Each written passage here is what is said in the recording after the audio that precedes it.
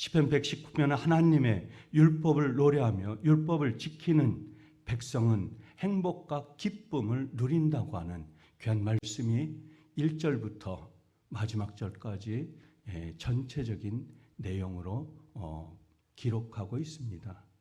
119편에서 시인이 노래하는 하나님의 계시는 법과 증거이며 법도와 율례와 계명을 노래하고 있습니다.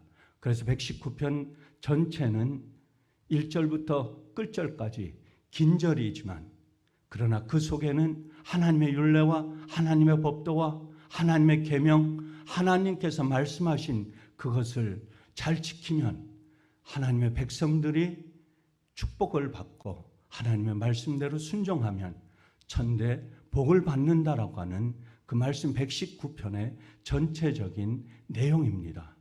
오늘 본문 41절 말씀에 여호와여 주의 말씀대로 주의 인자하심과 주의 구원을 내게 임하게 하소서. 신 하나님의 말씀하신 대로 주의 법을 지켰으니 인자와 구원이 임하게 해주실 것을 호소하고 있습니다. 하나님의 영혼의 구원에 대한 분명한 답을 말씀대로 말씀해 주셨습니다. 너희가 말씀대로 행하면, 말씀대로 기억하면, 기억하라 기억하라, 하나님의 주신 이 말씀을 기억하라고 하는 것이 그 자녀들의, 하나님의 백성들의 본분이라고 하는 것을 말씀해 주고 있습니다. 시인은 주께서 명령하신 주의 법도를 지킨 것을 기억하게 해달라고 기도합니다. 주의 율례를 지켜온 것을 기억하게 해달라고 간구하고 있습니다. 49절 상반절 말씀에 주의 종에게 하신 말씀을 기억하소서. 하나님께서 우리 종에게, 주의 자녀들에게 하신 그 말씀을 기억하게 해달라고, 주의 종이 그것을 잊지 않게 해달라고, 율례를, 법도를, 하나님의 계명을 기억하고 그것을 지키게 해달라고 간구하는 것입니다. 창세기 9장 15절 16절 말씀에 내 언약을 기억하리니 다시는 물이 모든 육체를 멸하는 홍수가 되지 아니할지라. 무지개가 구름 사이에 있으리니 내가 보고 나 하나님과 모든 육체를 가진 땅의 모든 생물 사이에서 영원한 언약을 기억하니라. 하나님께서는 무지개 언약을 통하여 백성들에게 기억하라 기억하라, 그리고 하나님께서 기억하신 그 복을 너희에게 천대까지 이루게 하시리라 말씀하고 계시는 것입니다. 하나님은 노아 홍수 이후에 무지개 언약을 세우신 다음에 내 언약을 기억하게 하시겠다는 말씀을 약속하셨습니다. 하나님은 우리에게 말씀하신 그 말씀을 기억하시는 분입니다. 오늘 우리가 기도한 것을, 오늘 우리가 주님과 동행한 것을, 주님과 나와 언약을 약속한 나의 삶 속에서 그것이 과거의 구약 때에 또한 신약 때에만 있는 것이 아니라 오늘 현재를 살아가고 있는 저와 여러분에게 하나님께서는 약속을 하시고 약속하신 그것을 기억하시겠다고 하는 그 말씀이 오늘의 중심적인 말씀입니다. 하나님께서 우리에게 말씀하신 그 말씀을 기억하라 기억하라 기억하라. 창세기 15장 13절 14절 말씀에 내 자손이 이 땅에서 객이되어 그들을 섬기겠고 그들은 400년 동안 내 자손을 괴롭히니 그들이 섬기는 나라를 내가 징벌할지며 그 후에 내 자손이 큰 재물을 이끌고 나오리라. 무슨 말씀입니까? 애굽에서 고난과 고통과 시련이 400년 동안 이어졌지만은 그러나 하나님께서는 지도자 모세를 통해서 너희 백성들을 내가 끌어내어 애굽에서 가나안 땅으로 젖과 꿀이 흐르는 땅을 만들어 그곳에서 평안하게 후세들에게 축복을 받으며 살아가리라, 살게 하겠다라고 하는 그 약속을 하나님께서 이스라엘 백성들과 400년 동안을 지켜오면서 이스라엘 백성들은 하나님께서 그것을 지키실 수 있을까? 하나님께서 우리와 약속한 그것을 우리만 힘들게 하고 고난하고 고통스럽게 하기만 하고 우리를 도와주시지 않고 그냥 영원한 형벌로 노예로 애굽에서 살게 하실까? 그런 생각들을 이스라엘 백성들은 할 수 있었습니다. 지도자 모세도 할 수 있었습니다. 그러나 하나님께서는 이스라엘 백성들에게 굳은 약속한 그 약속을 400년이 지난 그들에게 보여주셨던 것입니다. 그러면 하나님은 우리에게 주신 말씀을 언제까지 기억하시고 언제까지 그 말씀을 지키시고 우리에게 약속하시는 것입니까? 시편 105편 8절 9절 말씀에 그는 그의 언약 곧 천대에 걸쳐 명령하신 말씀을 영원히 기억하셨으니 이것은 아브라함과 맺은 언약이고 이삭에게 하신 말씀이라고 말씀하고 있습니다. 아브라함의 하나님, 이삭의 하나님, 야곱의 하나님께서 그것은 바로 이스라엘 백성의 하나님께서 그것을 천대까지 약속해 주시고 너희와 약속한 그것을 흐트리지 않고 끝까지 지키리라 약속하신 것입니다. 하나님께서는 명령하신 말씀을 영원히 잊지 않고 기억하십니다. 그렇기 때문에 49절 시편 기자는 주의 종에게 하신 말씀을 기억하소서라고 말씀하고 있습니다. 또한 주께서 내게 소망을 가지게 하셨나이다 라고 말씀하고 있습니다. 하나님께서 주신 말씀이 자신에게 소망을 갖게 하신다는 것입니다. 하나님께서 우리에게 주의 종에게 하신 말씀을 기억하게 하시면서 기억하게 한 그걸 말씀을 붙들고 살게 하시면서 그 말씀을 통해서 무엇을 갖게 하십니까? 소망을 갖게 하는 것입니다. 세상의 어떤 소망이 아니라 어둠 속에 묻혀있는 그런 소망이 아니라 살아있는 소망, 영원한 생명, 영원한 천국을 바라보는 영원한 안식을 누릴 수 있는 이 세상에선 고통이지만 힘들지만 그러나 너에게 주시는 영원한 생명, 영원한 천국, 영원한 하나님과 동행하는 삶을 우리에게 주시겠다라고 하는 그런 소망을 하나님께서는 저와 여러분에게 주시는 말씀입니다. 그것이 아브라함의 하나님이요, 이삭의 하나님이요, 야곱의 하나님이 그 다음에 바로 오늘의 삶을 살아가는 우리 예수 사랑 교회의 하나님이 되신다고 하는 것입니다. 소망은 우리에게 고난을 이겨내고 내일을 향하여 나아갈 수 있게 만드는 힘이 되는 것이고 원천이 되는 것이고 동력이 되는 것입니다. 시편 기자는 주께서 종에게 주신 말씀이 소망이 되었다고 말씀하고 있습니다. 우리에게 하나님의 말씀은 어떤 소망을 주고 계십니까? 하나님의 말씀은 내가 삶을 살아가는 이한 새벽에 주님의 나오게 하는 원동력이 무엇이고 나와서 주님께 간구하고 간절히 기도하게 하는 그 원천이고 그 소망이 무엇인가라고 하는 것을 우리에게 묻고 있는 것입니다. 우리에게 주신 말씀을 소망으로 붙들고 믿음의 선한 싸움을 싸우고 달려갈 길을 만들어 주시는 것입니다. 디모데후서 4장 28절 말씀에 보면 나는 선한 싸움을 싸우고 나의 달려갈 길을 마치고 믿음을 지켰으니 이제 후로는 의의 면류관이 나를 위하여 예비되었다라고 말씀하고 있습니다. 의의 면류관이 하나님께서 나를 위하여 저와 여러분을 위하여 준비해 두고 계셨다고 하는 것입니다. 나에게 오라. 나의 자녀야 네가 고통하지만 나의 자녀야 네가 세상 속에서 힘들었지만은 세상 속에서 너의 달려갈 길을 사도 바울처럼 하나님의 귀한 말씀대로 삶을 살아온 너희에게 내가 의의 면류관을 주리라. 의의 면류관을 내게 주리라고 하는 이 약속의 말씀을 사도 바울을 통해서 우리에게 주신 것입니다.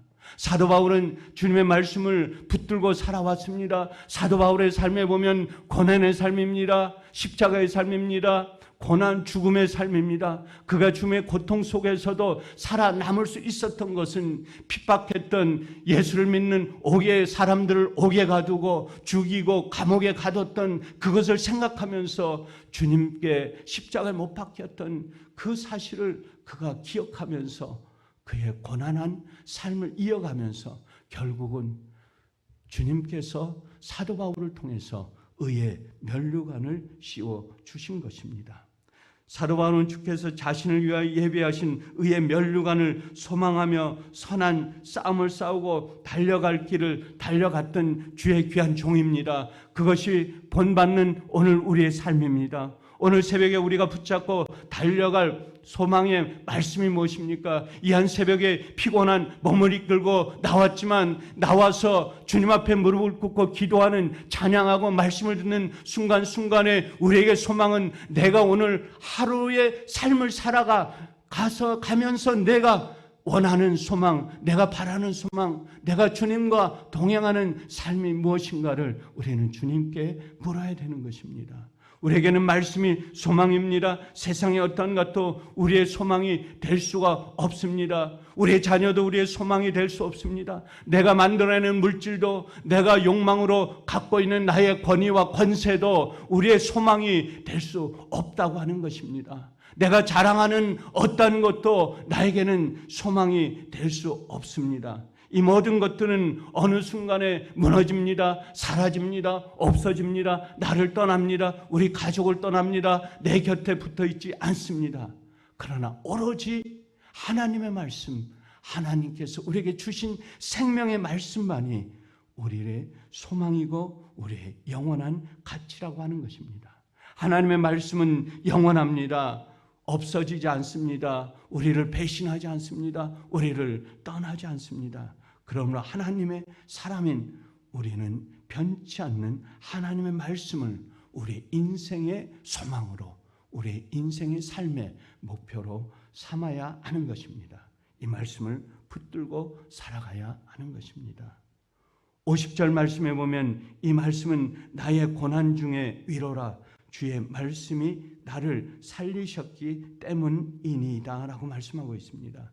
시편 기자는 하나님께서 내게 주신 그 말씀이 고난 중에 있는 우리에게 위로가 되었다고 말씀하고 있습니다. 고난 중에 있는 이 말씀이 나를 살리셨고 나에게 힘이 됐고 오히려 나에게 놀라운 능력이 됐고 이 고난을 통해서 내가 새로 일어나게 됐고 이것을 통해서 내가 새로운 삶의 비전과 꿈을 보았다고 말씀 속에서 우리는 볼 수가 있습니다. 성경에 나오는 인물들을 보면 모든 고난의 삶이었습니다. 아브라함이 그렇습니다. 이삭이 그렇습니다. 야곱이 그렇습니다. 다니엘이 그렇습니다. 또한 신약의 많은 하나님의 선지자, 하나님의 사도들이 그렇습니다. 마태가, 요한이, 또한 사도 바울이, 모든 하나님의 종들이, 하나님의 제자들이 고난과 고통과 몸부림 통해서 그들의 삶을 이어져 왔던 것입니다. 고난은 누구에게나 힘들고 괴로운 것입니다. 그러나 그 고난 중에서 위로가 필요했고 그 위로를 통해서 우리는 새로운 힘과 용기를 얻게 되는 것입니다. 누군가의 말 한마디는 우리에게 소망이 됩니다. 힘이 됩니다. 그것이 성경 말씀이요 하나님께 주신 말씀이면 더욱더 힘이 납니다. 샘이 솟습니다. 능력의 말씀으로 이어져 갑니다. 모든 말이 그러나 다 우리에게 좋은 것만으로 작용되지 않습니다. 우리를 위해, 우리를 향해서, 나를 향해서 험담하고 악한 소리가 올 수도 있습니다. 나를 모함할 수도 있습니다. 그러나 그것이 하나님의 말씀보다 위에 있지는 않습니다.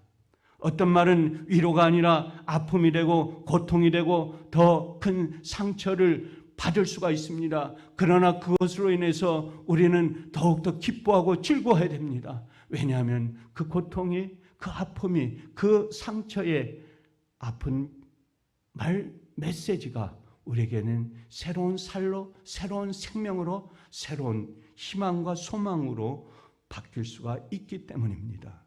고난 중에 있는 자에게는 위로가 필요합니다. 오늘 시편을 보면 시인 기자는 하나님 말씀이 나의 고난 중에 위로가 되었다고 고백합니다.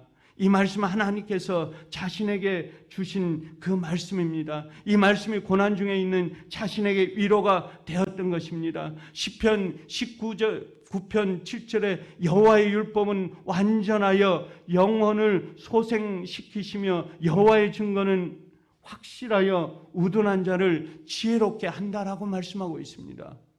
하나님의 말씀은 완벽합니다. 완전합니다. 1.1획도 틀린 것이 없습니다. 정확합니다. 무고합니다. 그리고 그 말씀이 우리에게 무엇을 가져다 줍니까? 지혜를 가져다 줍니다. 세상 사람들은 하늘을 쳐다볼 수가 없습니다. 위를 바라볼 수가 없습니다. 땅의 것을, 아래 것을, 어두운 것을 쳐다보면서 하루하루를 살아갑니다. 그러나 하나님의 사람, 하나님의 기백 있는 사람, 하나님의 천사들은 하늘을 바라봅니다. 지혜를 바라봅니다. 지혜를 먹고 살아갑니다. 말씀을 붙잡고 살아가게 됩니다. 시인은 사람이 아닌 하나님의 말씀이 고난 중에 위로가 되었다고 말씀하고 있습니다. 말씀이 고난 중에 위로가 된 이유는 무엇입니까? 이 말씀은 나의 고난 중에 위로가, 주의 말씀이 나를 살리셨기 때문입니다. 나를 어둠에서 빛으로 인도했기 때문입니다. 나를 마이너스에서 플러스로 옮겼기 때문입니다. 나의 가정을, 나의 자녀들을 죽음에서 생명으로 옮겼기 때문에 이 말씀의 시인의 고백은 그렇게 확실하고 이 말씀 속에 붙들려 있는 것입니다. 하나님의 말씀은 우리의 영혼, 우리의 심령, 우리의 마음을 소생케 하며 새로운 희망으로 옮겨줍니다. 다윗은 하나님의 말씀이 완전하여 내 영혼을 소생시켰다고 고백합니다. 다윗은 파란만장하고 고난의 삶, 일생을 통해서 그의 처절한 많은 삶, 기쁘고 즐겁고 또한 낙을 누리며 또한 때로는 죽음에 허덕이면서 또한 자녀들에게 모함을 받기까지 하면서 숱한 삶을 살아왔지만 그의 마지막 고백은 주님의 생명의 말씀이요, 주님과 동행하는 삶이요, 주님께 감사하는 삶이었다고 하는 것입니다. 시편 23편 4절 말씀에 내가 사망의 음침한 골짜기를 다닐지라도 해를 두려워하지 않을 것은 주께서 나와 함께 하심이라. 다윗의 고백입니다. 다윗의 신앙입니다. 다윗이 어둠 속에 있었지만 빛으로 삶을 살아갈 수 있었던 것은 하나님의 말씀이요, 하나님과 동행하는 삶이었다라고 하는 것입니다. 하나님의 말씀은 저와 여러분을 살립니다. 오늘 새벽도 저와 여러분을 살릴 것입니다. 하나님의 말씀이 나를 살리고 나의 삶을 다시 일으켜 세우는 것입니다. 하나님의 말씀은 살아있는 원동력이요, 살아있는 생명력이 되는 것입니다. 하나님의 말씀은 이렇게 살아 움직일 수 있는 것은 생명의 말씀이기 때문입니다. 하나님의 말씀을 우리는 붙잡고 오늘 새벽도 살아가야 됩니다. 이사야 선지자는 말씀하고 있습니다. 41장 10절에 두려워하지 말라, 내가 너와 함께함이라. 놀라지 말라, 나는 내 하나님이 됨이라. 내가 너를 굳세게 하리라. 참으로 너를 도와주리라. 참으로 나의 의로운 오른손으로 너를 붙들리라. 오늘 새벽도 이사야 선지자가 하나님의 말씀을 통해서 붙들고, 이 말씀을 붙들고 세상의 삶을 외치고 이스라엘 백성들을 깨우친 것처럼 오늘 새벽도 하루의 삶을 살아갈 때 힘이 듭니다. 고통스럽습니다. 그러나 하나님의 말씀을 붙들고 하루를 24시간을 삶을 살아갈 때 하나님께서 나에게 힘든 일을 주시고 어려운 일을 주시고 악한 일을 주시고 선한 일을 주시는 그 순간순간마다 주님과 동행하면서 오늘 하루도 승리의 삶을 살아가시는 예수 사랑교회 온 성도가 되기를 주님의 이름으로 간절히 축원합니다. 감사하신 아버지 하나님, 이 한 새벽도 주님 힘들고 지친 몸으로 나왔습니다. 아버지 하나님, 이 말씀 속에서 주님께서 주신 말씀을 기억하게 하여 주시옵시고, 시편 기자가 기억하는 이 말씀을 주님 우리를 통해서 기억하게 하옵소서. 주님이 주신 이 말씀을, 생명의 말씀을 기억하면서 오늘 하루의 삶도 승리하는 삶으로 주님과 동행하는 삶이 되게 하여 주시옵소서. 감사하오며 우리 주 예수 그리스도의 이름으로 간절히 기도드리옵나이다. 아멘. 찬송가 570장 주는 나를 기르시는 목자.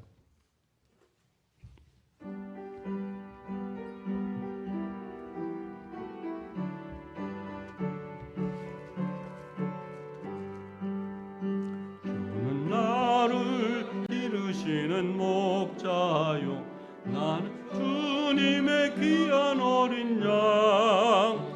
푸른 돌밭 맑은 시냇 물가로 나를 너 인도하여 주신다. 주는 나의 좋은 목자, 나는 그의 어린 양. 저를 따라 꼴을 먹여주시니 내게 부족함 전혀 없어라. 새들 노래하는 이 아침과 너를 비키는 고운 황혼에 사랑하는 나의 목자 음성이 나를 언제나 불러주신다. 주는 나의 좋은 목자, 나는 그의 어린 양. 저를 따라 꼴을 먹주시니 내게 부족함 전혀 없어라. 못된 짐승 나를 내지 못하고 거친 비바람 상치 못하니 나의 주님 강한 손을 펼치시 나를 주야로 지켜주신다. 주는 나의 좋은 목자, 나는 그의 어린 양. 따라 꼴을 먹여주시니 내게 부족함 전혀 없어라.